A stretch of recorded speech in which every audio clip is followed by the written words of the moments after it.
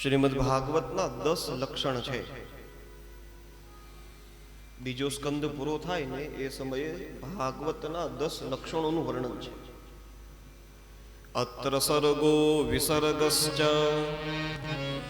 સ્થાનમ પોષણમ મૂતયઃ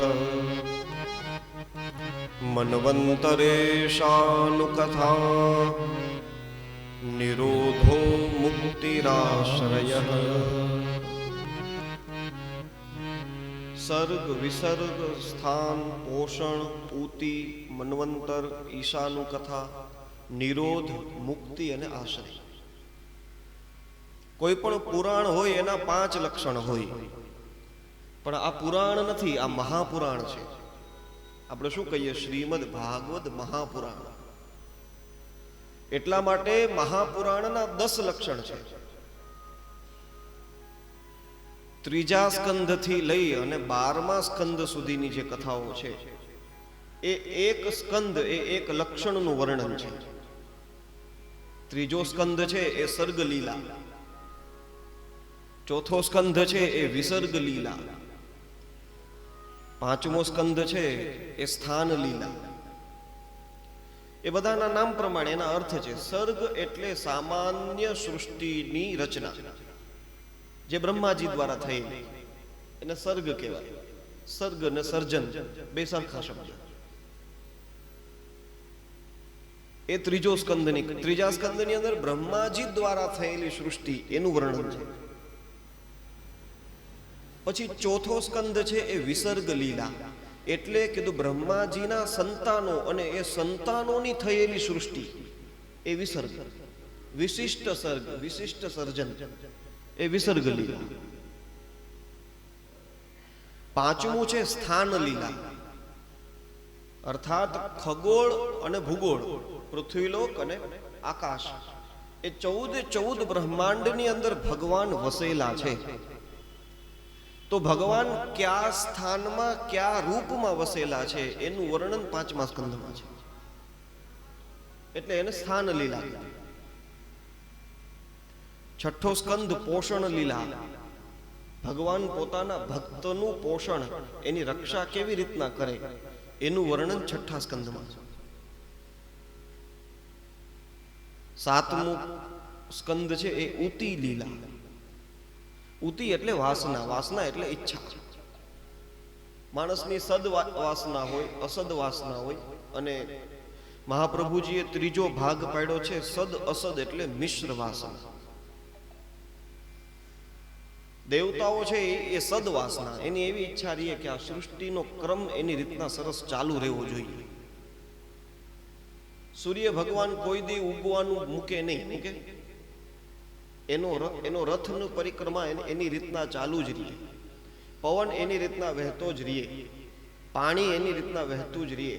આ બધું ચાલુ રાખવાનું કામ દેવતાઓનું. તો દેવતાઓની એવી સદવાસના હોય,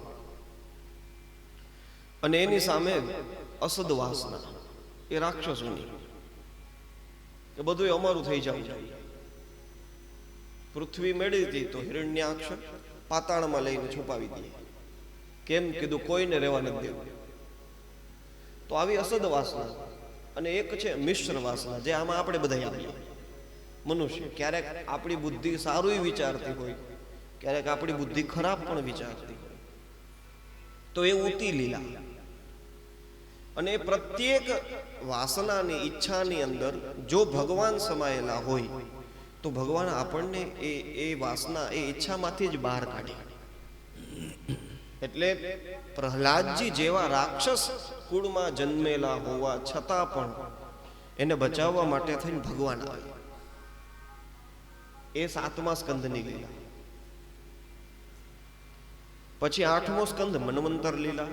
14 મન્વંતર હોય છે.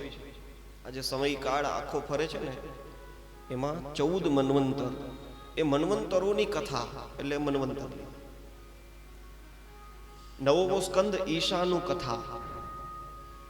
ઈશ એટલે ભગવાન, એના અનુ એટલે એનું ભગવાનની કથા, ભગવાનની લીલાનું અનુકરણ કરવા વાળા એવા ભક્તોની કથા. એટલે 9મા સ્કંધમાં સૂર્યવંશ અને ચંદ્રવંશ આ બંનેની કથા છે. સૂર્યવંશી ભક્તોનું ચરિત્ર છે, જેમાં ભગવાન રામનું પ્રાગટ્ય થયું. પછી ચંદ્રવંશોની કથા આવી, એની અંદર કૃષ્ણ ભગવાનનું પ્રાગટ્ય. દશમ સ્કંદ નિરોધ લીલા. નિરોધ લીલાનો અર્થ છે કે આપણું મન એની અંદર સમાઈ જાય.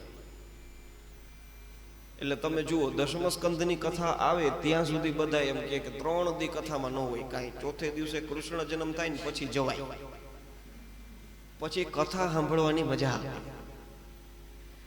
કેમ કીધું? કૃષ્ણ કથા છે ને એ દશમ સ્કંદ નિરોધ લીલા છે. સહજ જ તમારા મનને કથામાં ખેંચી લે. આપણા મનને એ ભગવાન પોતાની કથામાં લગાડી દે. એ નિરોધ લીલા. 11મો સ્કંદ છે એ મુક્તિ લીલા, કારણ કે એમાં જ્ઞાનની ચર્ચા છે અને જ્ઞાન વગર મુક્તિ ન મળે. 12મો સ્કંદ આશ્રય. છેલ્લે ભગવાનનો આશ્રય પ્રાપ્ત થાય. જેમ પરીક્ષિત રાજાને થયો એમ આપણને બધાને થાય. તો આવી રીતના ત્રીજા સ્કંદથી એનું વર્ણન છે. તો ભાઈ પહેલો ને બીજો સ્કંદ શું? આપણે જેની કથા સાંભળીએ છીએ અને પ્રાયઃ વધારે પહેલા સ્કંદની કથાઓ કહેવાતી.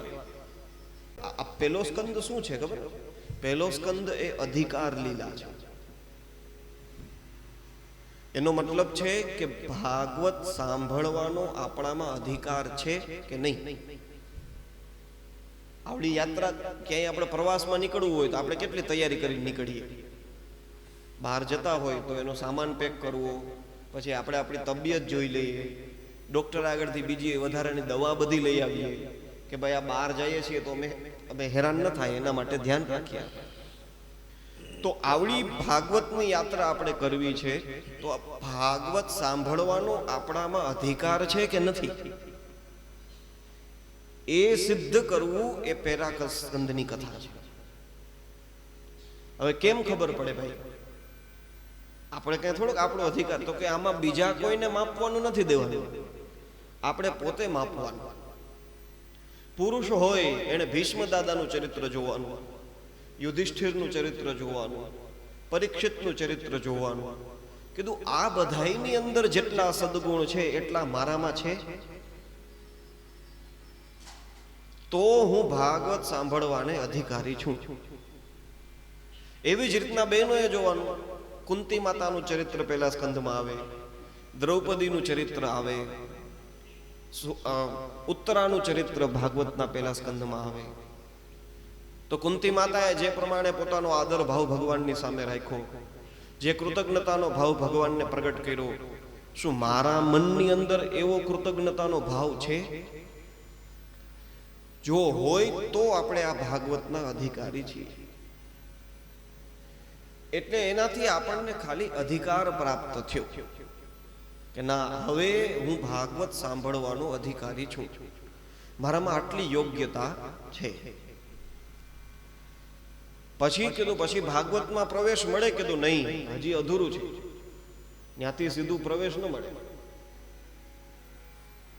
અધિકાર પ્રાપ્ત થયા પછી એનું સાધન કરવું પડે. તમે તમારો અધિકાર તો બતાવી દીધો કે હું સાંભળીશ, પણ એ સાંભળેલી વસ્તુ મારામાં પચશે કે નહીં એના માટે થઈ એની એક સાધના કરવી પડે. એટલે બીજા સ્કંધની આખી કથા એ સાધન લીલા, કે જેમાં કેવી રીતના જે પરમાત્મા સર્વાત્ર સમાયેલા છે એનો બોધ કેવી રીતના થાય એનું વર્ણન બીજા સ્કંદમાં છે. આખી સૃષ્ટિનું જે રહસ્ય છે, ભગવાને પોતાના જે ઐશ્વર્યને એક શ્લોકમાં બતાવી દીધું.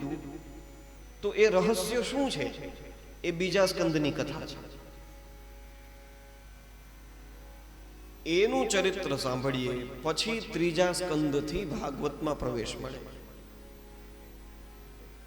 અને એ પ્રમાણેની યોગ્યતાઓને પાસ કરતા જાય ત્યારે છેલ્લે 12મા સ્કંદની કથામાં ભગવદ આશ્રય પ્રાપ્ત થાય.